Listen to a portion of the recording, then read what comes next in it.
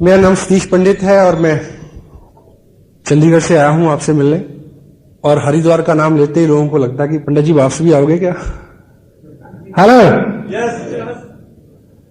Of course I love this town. जो हमारी जो वैदिक संस्कृति है उसमें बहुत बड़ा पूजनीय स्थान है इस भूमि का, और जो लोग यहां रहते हैं वो निश्चित रूप से बहुत लकी हैं। तो ये इस बिजनेस की खूबी और खासियत है कि यदि आप इसमें 2 साल रहें तो ये आपको हर उस जगह पे ले जाएगा जहां आपने जाना सोचा हो या ना भी सोचा हो। ठीक है, तो 2 साल पहले मेरी जो अपलाइन, मेरे जो स्पॉन्सर हैं, मैं बहुत खुशनसीब हूं कि ऐसे व्यक्ति का सानिध्य मेरे को मिला। मिस्टर सुरेंद्र वत्स, आप सब लोग मिल चुके हैं उनसे। उन्होंने मेरे को ये बिजनेस दिया। 2 साल के लगातार प्रयास के बाद लगभग 14 लाख रुपए मेरे को मिले इससे। लास्ट मंथ का जो मेरा पेड आउट था वो था 1,57,000 रुपए का। और अब ये बिजनेस देहरादून से हरिद्वार और इस पूरे एरिया में फैल रहा है। जो लोग एक्टिवली पार्टिसिपेट कर रहे हैं इसमें, वो इसको आगे भी लेके जाएंगे जी। ठीक है, तो अभी अगले 45-50 मिनट में हम इस खास विषय के ऊपर बात करेंगे कि जब हमारा बिजनेस एक्सपेंड होता है, बढ़ता है, उस वक्त के एहतियात क्या है, क्या ऐसी चीजें हैं क्योंकि हमें करके समझ में आए, नुकसान उठा के समझ में आए, वो ज्यादा अच्छा फैसला नहीं है। पहले से कुछ चीजें आपके ध्यान में रहें। तो इसका विषय है बात का आउट ऑफ टाउन बिजनेस या आउट ऑफ टाउन ग्रुप। एक स्टोरी से इसकी शुरुआत होती है। अपने टाउन में रह के आपने इस बिजनेस को सीखा और किसी बाहर से किसी व्यक्ति जो पहले से सीखा हुआ था उसने आपको आके सिखाया, और अब आपने दूसरे किसी शहर में जाके सिखाना है। अगर आप चाहते हैं कि ये बिजनेस बहुत बढ़े, ठीक है, अगर आप इसको 2, 4, 5 साल की इनकम के लिए कर रहे हैं तो फिर हरिद्वार में तो वैसे ही पहले से बढ़िया सुकून, शांति और संतोष है। अगर आप एम्बिशियस हैं तो आपको मूव करना होगा। और देखिए, घर जो होता है, अपना वतन जो होता है, वो वहां बहुत आराम तलबी होती है। परदेश सबसे बड़ा गुरु है। परदेश सबसे बड़ा गुरु है क्योंकि परदेश लिहाज नहीं करता, सख्त होता है थोड़ा। अपना देश जो होता है वो मां के आंचल की तरह होता है, जान पहचान, ठीक है, कंफर्टेबल, सभी गलियां कूचे वाकफ, ब्ला ब्ला ब्ला। और ऐसा माना जाता है कि जो अपनी देश की मट्टी होती है, अपना शहर जो है, वो आपको रोजगार दे सकता है, आराम दे सकता है। लेकिन तरक्की के लिए, उन्नति के लिए आपको परदेश की गलियों में जाना पड़ेगा। पिछले 2 साल में लगभग 15-16 स्टेट में मैं गया हूं। अभी जनवरी में मेरा जो टूर है वो शायद मध्य प्रदेश रायपुर से शुरू हो, रायपुर, बॉम्बे एंड पूना एंड कर्नाटक, फिर द्वारा महाराष्ट्र, नांदेड़, फिर उसके बाद आंध्र प्रदेश, और वहां से शायद वापसी है, इस तरह से। तो कलकत्ता, सब जगह जाके मैंने देखा कि हिंदुस्तान में 90% बिजनेस किन लोगों के हाथ में है? जो वहां के मूल बाशिंदे नहीं है। जिनके हाथ में है वो लोग थे जिन्होंने बहुत टफ टाइम देखा अपनी ही मातृभूमि के ऊपर। अभाव सबसे बुरी चीज है। हेलो, अभाव सबसे बुरी चीज है और अभाव सबसे जरूरी चीज है। अगर होगा तो आदमी चलेगा, नहीं तो नहीं चलेगा। अभाव ही एक ऐसी शक्ति है जो आदमी को चलने के लिए प्रेरित करती है। तो इंशाल्लाह आपकी जिंदगी में अगर कोई अभाव नहीं है तो ये भी प्रॉब्लम है एक, क्योंकि ऐसा माना जाता है कि good life is enemy of great life. एक अच्छा जीवन एक महान जीवन का दुश्मन होता है। समझ गए? Got it? जवाब नहीं आया? यस? तो बिजनेस, ये आसिम बिजनेस हो या दुनिया का कोई भी काम हो, अगर आप बाहर निकलेंगे, कुछ करेंगे तो आपको बड़े रिवार्ड मिलेंगे। आप जिंदगी को, प्रैक्टिकल लाइफ को लेके बहुत कुछ सीख सकेंगे। तो आपने अपने टाउन में सीखा और आपने आगे किसी दूसरे टाउन में सिखाना है। Pelican principle, pelican principle, pelican बोलते हैं बगुले को। एक कहानी है जो इससे रिलेट करती है। एक बार अमेरिका के किसी जगह पे वहां एक झील थी बहुत बड़ी। उस झील में बहुत सारे पेलिकन रहते थे, बगुले। बगुला समझते? हेलो, ये मुहावरा आपने सुना है, टेढ़ी खीर? ज्यादा लोगों ने नहीं सुना। टेढ़ी खीर, टेढ़ी खीर मुहावरा है, सुना किसी ने? वो कहां से निकल के आया पता किसी को? बगुले से। कैसे? एक आदमी था, वो नेत्रहीन था। किसी ने पूछा सामने वाले ने कि प्रभु खीर खाओगे? तो नेत्रहीन व्यक्ति क्या बोलता है, कैसी होती है? बोला खीर जो होती है वो सफेद होती है। बोला सफेद कैसा होता है? बोला सफेद जो है ना वो दूध जैसा होता है। बोला दूध कैसा होता है? बोला दूध जो होता है वो बगुले जैसे होता है। बोला बगुला कैसा होता है? तो उस आदमी ने नेत्रहीन के आदमी के सामने अपने हाथ को बगुले के सर की तरह मोड़ के ऐसे रखा और नेत्रहीन ने उसको छू के देखा ऐसा ऊपर से नीचे, और क्या बोलता है कि इतनी टेढ़ी खीर मैं नहीं खा सकता।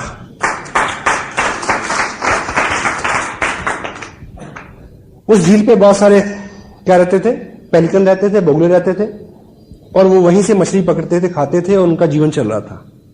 बीच में क्या हुआ कि उस झील पे किसी कंपनी को बहुत बल्क में मछलियां पकड़ने का कॉन्ट्रैक्ट मिल गया। कई टन मछली रोज पकड़ी जा रही थी।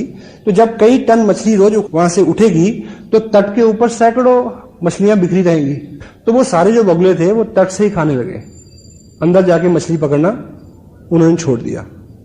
तो वो लंबा कई साल का काम था। वो जो पेलिकन थे उनके बच्चे हो गए, उन्होंने भी सेम किया, फिर उनके बच्चे, कई पीढ़ियां गुजर गई तट से उठा के खाना खाते खाते।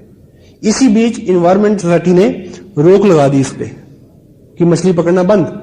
जैसे मछली पकड़ना बंद हुआ तो तब तक ये सारे पेलिकन जो थे ये मछली पकड़ना भूल चुके थे। अब भूल चुके थे तो वो मरना शुरू हो गए। फिर वहां की इन्वायरमेंट सोसाइटी ने चेक किया कि भी इनको बचाना है। बचाने के लिए फिर क्या किया, किसी दूसरी झील से कुछ ट्रेन पेलिकन्स को पकड़ा और उनमें छोड़ा गया। वो जब मछली पकड़ते थे तो उनको देख के उन्होंने सीखा कि मछली कैसे पकड़ते हैं। Got it? तो you are the trained pelican, और बाहर जाके आपने किसी को सिखाना है कि हाउ टू फिश। और दूसरी तरह से हम सोचें कि जिन लोगों को तट से उठा के खाने की आदत हो गई है, यानी जिन लोगों को पिताजी का कमाया हुआ खाने की आदत हो गई है, वो जैसे ही पिताजी का खत्म होगा वो मरना शुरू हो जाएंगे। हेलो, इससे पहले कि पिताजी का कमाया खत्म हो, हम सीख लें कि कैसे पकड़ना है। ठीक है? सो आउट ऑफ टाउन जो बिजनेस है आपका, उसके लिए इस बिजनेस की ऐसी नेचर है कि ये फैल के चलता है। आप कोशिश भी करेंगे कि आपने हरिद्वार से शुरू किया है और हरिद्वार में रहे, तो आप रोक नहीं पाएंगे। Sometime it goes, sometime you lead. कभी तो ये अपने आप जाएगा और आपने उसको फॉलो करना है, कभी आप स्वयं लेके जाएंगे। क्योंकि अगर आप महत्वाकांक्षी हैं, बड़ा बिजनेस करने, देहरादून में मैं लेके आया था, आया मैं बाई चांस था, ठीक, लाइक दिस। और आउट ऑफ टाउन बिजनेस के लिए क्या बोलते हैं, it is hard to build, it is hard to build but easy to maintain. शहर से बाहर इस बिजनेस को एस्टेब्लिश करना शुरू में मुश्किल जरूर है, लेकिन बाद में इसको मेंटेन करना बहुत आसान है। क्योंकि अपने शहर में मान लीजिए आप 50-100 डिस्ट्रीब्यूटर हैं, ठीक है, तो जरा जरा सी बात के लिए वो आपको अप्रोच करेंगे। मां पास होती तो बच्चे मम्मी मम्मी चलाते हैं, जब मां पास नहीं होती तो उनको पता होता कि भी अब खुद ही करना पड़ेगा। शुरू में मैं आया रहा 3 दिन 4 दिन, मैंने काफी काम किया, और पिछले कई महीने मैंने ऐसा भी देखा कि मैंने महीने में सिर्फ 4 घंटे का टाइम दिया, चलाते रहे। मैं कोई बात नहीं, सीख जाओगे। Anyway, so out of town business it is hard to, ये थोड़ा मुश्किल है करना, लेकिन उसको बाद में उसके रिवार्ड बहुत बड़े हैं। मेंटेन करना बहुत आसान है उसको। वाई? बाहर जाके करेंगे तो क्या फायदे रहेंगे आपको, यानी उसकी उपयोगिता क्या है? Number 1, you always feel more effective. शहर से बाहर आप करेंगे तो वहां जाके आप ज्यादा इफेक्टिव महसूस करेंगे, क्योंकि वहां हिचकी होगी, ठीक, वहां थोड़ा सा आप कंफर्टेबल फील करेंगे, अनजान लोग हैं, ठीक है, ऐसा रहता है, अपने शहर में रहता है थोड़ा सा, ठीक है। You feel more effective out of town अगर करेंगे तो। Second one is you can work as a third party.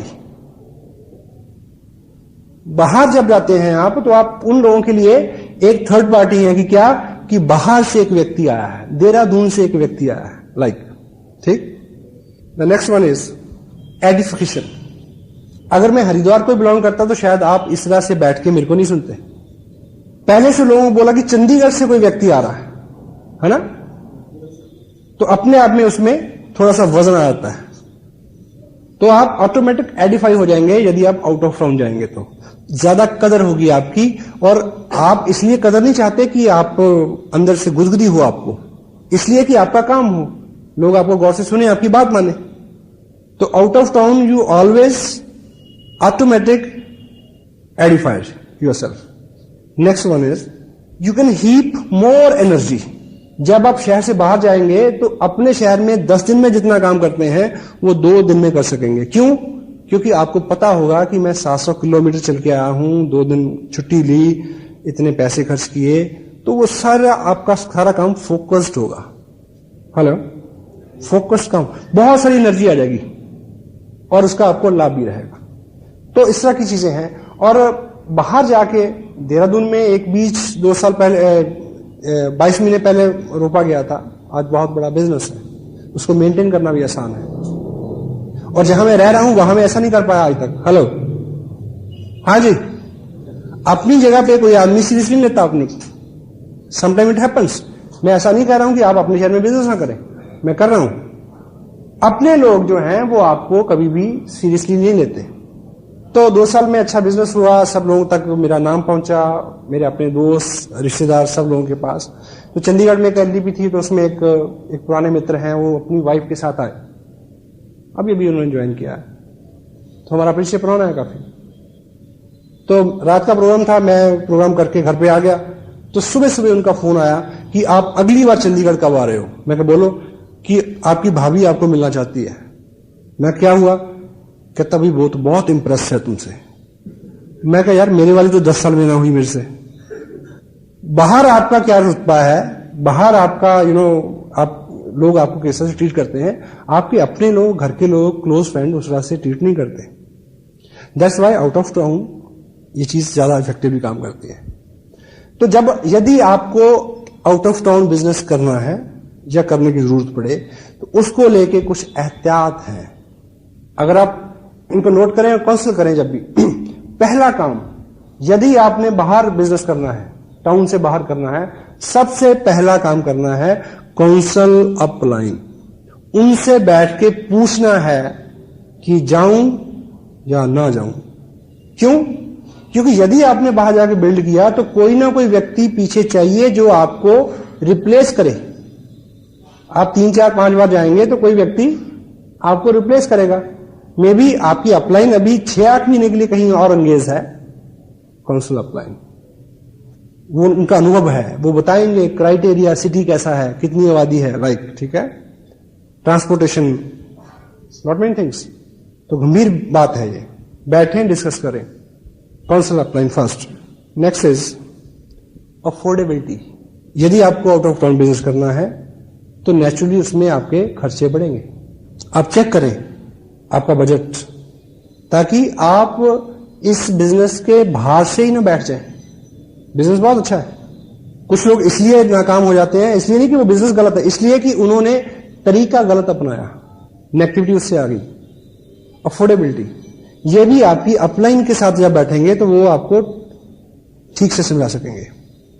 Next is start from a big event.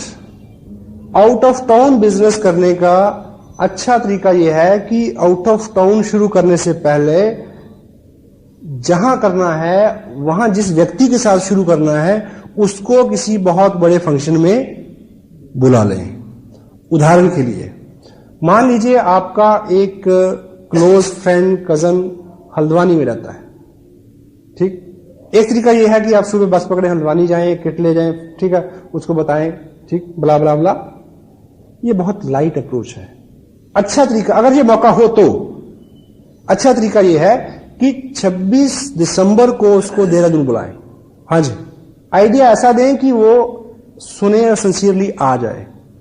मसलन उन्हें बोले कि एक प्रोजेक्ट पे मैं आपके साथ पार्टनरशिप में काम करना चाह रहा हूं, आपकी इन्वेस्टमेंट नहीं कराऊंगा, मुनाफा अच्छा होगा, लेकिन 26 दिसंबर को इस प्रोजेक्ट के ऊपर इस प्रोजेक्ट के विशेषज्ञ एक वर्कशॉप करने वाले हैं, उसमें वो इसके बारे में सारी बारीकियां की जानकारी देंगे। और अभी मेरे को भी ज्यादा पता नहीं है, अगर आप आए तो हम दोनों बैठ के इसको समझ सकेंगे ताकि हम इसको जल्दी स्टार्ट कर सकें, लाइक दिस। हाँ जी, क्योंकि वहां से आदमी इतने बड़े इवेंट में टोटल जानकारी लेके फाइल अप होकर जाएगा तो आपका जोर कम लगेगा।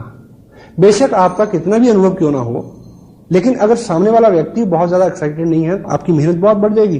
ये कहावत है क्या कि जिस फुटबॉल में हवा नहीं होती, बड़े से बड़ा चैंपियन जो होता है वो भी उसको गोल तक नहीं ले जा सकता।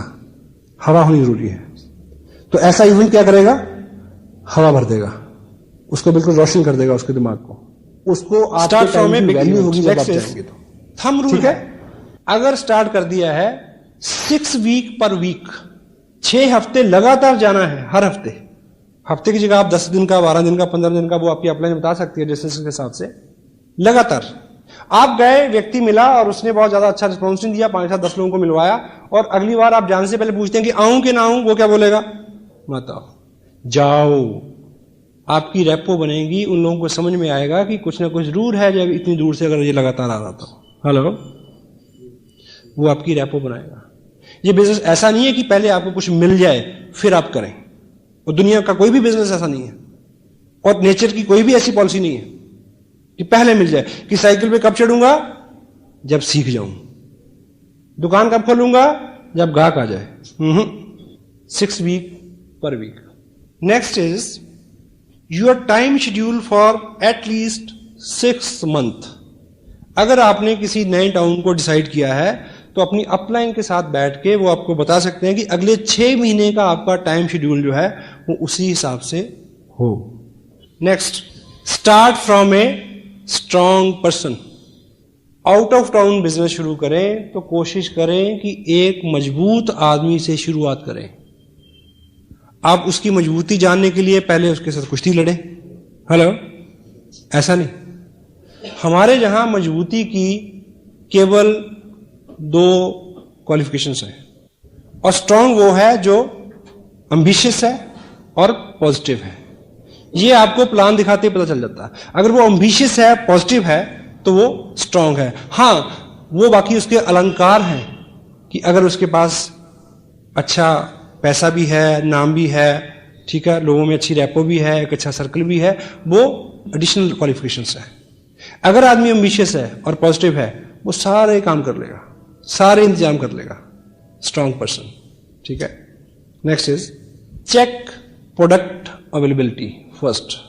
आउट ऑफ टाउन आप बिजनेस कर रहे हैं तो सबसे पहले ये चेक करें। आपको नॉलेज ना हो तो आरसीएम टाइम देखें, वहां बात ना बने तो नेट पे चेक करें, वहां बात ना बने तो अपलाइन से पूछें, वहां बात ना बने तो कंपनी से बात करें।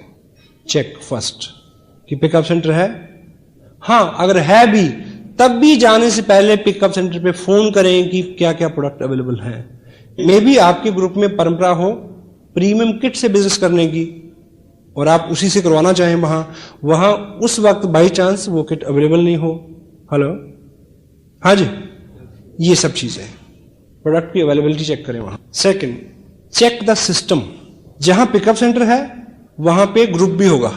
चेक करें, मीटिंग होती है, वीकली होती है, मंथली होती है, कितनी स्ट्रेंथ होती है, ये आपको आपकी अपलाइन भी बता सकती है। Okay, next one is cross line group की कोऑपरेशन लें। जहां पे आप बिजनेस करने जाते हैं वहां पे कोई ना कोई ग्रुप पहले काम कर रहा है, वो एक अलग ग्रुप है। उसको पराया ना समझे, उसको दुश्मन ना माने, उसको सहायक माने। अगर आप उनके प्रति अच्छा व्यवहार करेंगे, अच्छा बोलेंगे, ठीक है, तो उधर से आपको बहुत कोऑपरेशन मिलेगी। देहरादून के अंदर हम लोग हर संडे को मीटिंग करते हैं, वीकली मीटिंग, जहां पे 150-200 लोग बैठते हैं। यस, लेकिन कोई महापुरुष 600 किलोमीटर दूर से आता है और उसी दिन उसी टाइम अपने 15 लोगों की अलग मीटिंग करता है। हाँ जी, मकसद क्या है? बिजनेस करना है, बढ़ाना है। तो कोई दूसरा ग्रुप है वहां पे, उनकी सहायता लें। Next one is teach through tools. Tools के माध्यम से उनको सिखाएं जहां आप जाते हैं। क्यों? क्योंकि आपने तो 2 दिन रुकना है। हाँ जी, बाद में उनको कौन सिखाएगा? इसलिए जब उनको सिखाएं तो टूल्स की हेल्प से सिखाएं। थोड़ी सी जानकारी खुद दें, बाकी उनको अंकित करें कि इस किताब में बाकी है, इस स्टेप में है, कोट करें उसको। और 2 दिन आप रहते हैं तो उस 2 दिन की दिनचर्या में आप खुद उन नियमों का पालन करें, 8 कोर स्टेप्स, ताकि वो आपको देखें और सीखें। और आदमी का स्वभाव क्या है? वो करता है जो वो देखता है, वो नहीं करता जो आप कहते हैं। तो आप अगर किसी को जाके भाषण चढ़ेंगे कि टेप सुनो, किताब पढ़ो, प्रोडक्ट यूज करो, ठीक, और आप जैकेट डाले हुए हैं मूसे वाली, ब्रूसली वाली, हैं, और आपके पास पेस्ट दूसरा है, और आप टेप सुन रहे हैं दिलेर मेहंदी की, 9:30 रहोगे तो ऐश करोगे, हैं? Teach through example and teach through tools, क्योंकि आपने आ जाना है और वो लोग उस पर निर्भर हों और उससे सीखें, ताकि आपका ग्रुप तेजी से आगे बढ़ सके। Next one is start A group, not a person. Start A group, not a person. Dehradun में आके मैंने अपने भाई साहब को ज्वाइन कराया था, पर मैंने अपने भाई साहब को नहीं शुरू कराया, मैंने ग्रुप शुरू किया। हेलो, उनके माध्यम से जो भी मिले उनके साथ काम किया। इसलिए जिस व्यक्ति को आप मिलते हैं, यदि वो शुरू में उतना ज्यादा कोऑपरेटिव नहीं है, उतना ज्यादा एक्साइटेड और एम्बिशियस नहीं है, डोंट वरी, उनके माध्यम से लोगों से मिलें। Start A group, not a person. Promote your upline and everything. बाहर आप जाएं तो बातचीत के दौरान अपनी अपलाइन के बारे में अच्छा अच्छा बोलें, रिपीट करें, उनके थ्रू सिखाएं। आपसे प्रश्न पूछा जाए कि ऐसा ऐसा कैसे होता है, तो जवाब यह है कि मेरे स्पॉन्सर माननीय वत्स साहब ये कहते हैं कि इसको ऐसे करना चाहिए। हेलो, क्यों? क्योंकि आपके स्पॉन्सर ने आपको 2 या 3-4 विजिट के बाद रिप्लेस करना, आपकी जगह पे जाना है।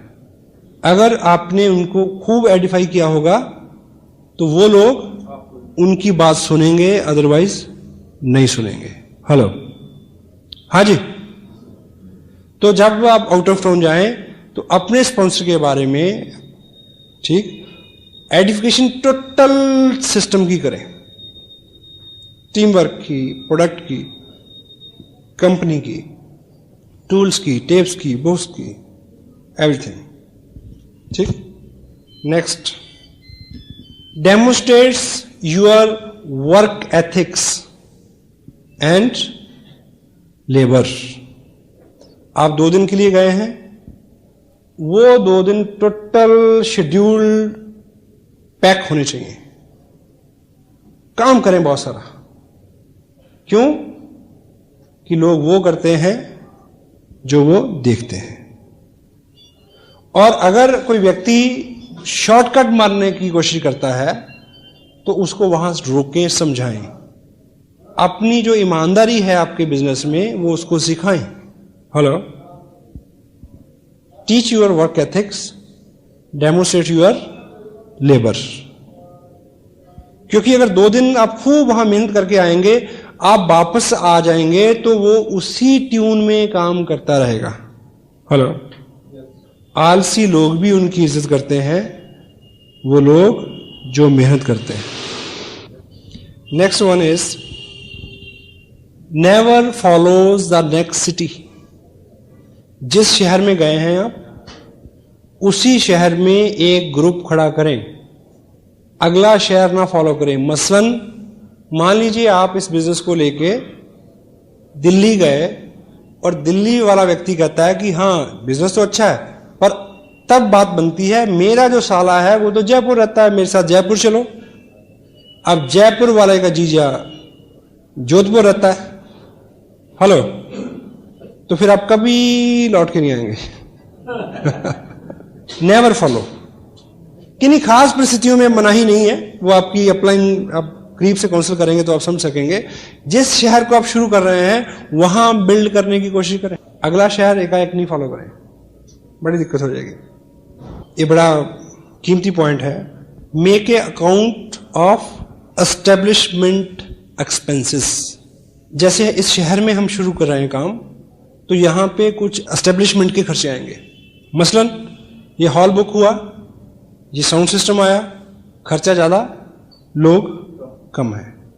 इसका प्रॉपर अकाउंट रखें लिखित में। अगर रखेंगे तो आपको बहुत सारा लाभ होगा। यानी आपका जो पॉकेट से जा रहा है वो फ्यूचर में चल के कंपनसेट हो सकता है। दूसरी बात, क्योंकि ये लोगों का बिजनेस है, लोगों का बिजनेस है, यदि आप पॉकेट से खर्च कर रहे हैं तो कोई नहीं शायद आपको कहेगा कि मैं भी हूं, मैं भी खर्च करता हूं, मेरा भी हिस्सा रखो। लेकिन कोई भी आदमी आपको यह कह सकता है कि यहां तो टिकटों के पैसे बना बना के ये काम चला रहे हैं भाई, हेलो, ये उंगली कोई भी उठा सकता है, ये तोहमत कोई भी लगा सकता है, लोगों का बिजनेस है। तो ये जो फंड्स हैं इनका प्रॉपर अकाउंट मेंटेन हो, ताकि कभी भी कोई बात हो तो आपके पास उसका खरा जवाब हो। नेक्स्ट वन इज सबसे इंपॉर्टेंट, आउट ऑफ टाउन शुरू किया है तो हैव पेशेंस। मैं ऐसे बहुत सारे लोगों को जानता हूं जिन्होंने 1.5-2 साल की हिस्ट्री में कम से कम भी 50 शहरों में जाके शुरू किया हो। Hello, break a city. That's why सबसे पहला जो पॉइंट है उसकी इंपॉर्टेंस इतनी ज्यादा है कि जब आप निकलें तो बहुत बार सोचें और अपलाइन को काउंसिल करें, करूं कि ना करूं। सारी परिस्थितियां जितने भी ये इसमें 20 पॉइंट्स हैं जिसपे मैंने अभी बात की है, आप इसको लबोलाब निकालेंगे तो शुरू करने से पहले बहुत सारी चीजें आप असेस कर सकते हैं। ब्रेक ए सिटी, पेशेंस रखें। सम टाइम बहुत सारा प्रयास करने के बाद भी उस तरह के रिजल्ट नहीं आते, और लेकिन बहुत बार हम तब छोड़ देते हैं प्रयास करना जब अगले ही कदम पे बहुत सारे रिजल्ट मिलने वाले होते हैं। लगातार प्रयास, पेशेंस रखें। एस्टेब्लिशमेंट अकाउंट की जहां बात आती है उसमें ये सब बातें अपने आप आ जाती हैं कि कितने टाइम में कितना, उसको आप शेड्यूल करें। आपको पहले पता होना चाहिए, हाँ जी, आपको पहले पता होना चाहिए इस बात का। आपकी अपलाइन जो अनुभवी लोग हैं वो आपको बता कि होगा तो ये होगा, नहीं होगा तो ये होगा। Got it? कुछ लोगों को लाभ मिलेगा इस बातचीत का, हाँ जी। आप लाभ ना लेंगे, आप लें या ना लें, पर अगर आपने इस बिजनेस में काम किया अच्छे से तो आप इन बातों को याद जरूर करेंगे फ्यूचर में। क्योंकि आदमी जो है उसका एक स्वभाव है, वो अपने अनुभव से ही सीखना चाहता है। और जो वक्त है उसके बारे में क्या बोलते हैं कि वक्त, समय, वो बहुत हार्ड टीचर है, हार्ड टीचर। स्कूल में आप जाते हैं तो क्या होता है, पहले पाठ पढ़ाया जाता है फिर इम्तिहान होता है, ऐसे होता ना। लेकिन वक्त जो है वो बहुत हार्ड टीचर है। वो क्या करता है, पहले इम्तिहान लेता है, बाद में सबक देता है। हेलो, सबक बाद में आता है आदमी को। बहुत सारा काम करने के बाद सोचता है कि वो यहां से शुरू करते तो अच्छा होता। और नॉलेज जो है उसके बारे में आपको मैं इतनी चीज बताऊं, ये बिजनेस सिंपल है, कॉमन सेंस का है।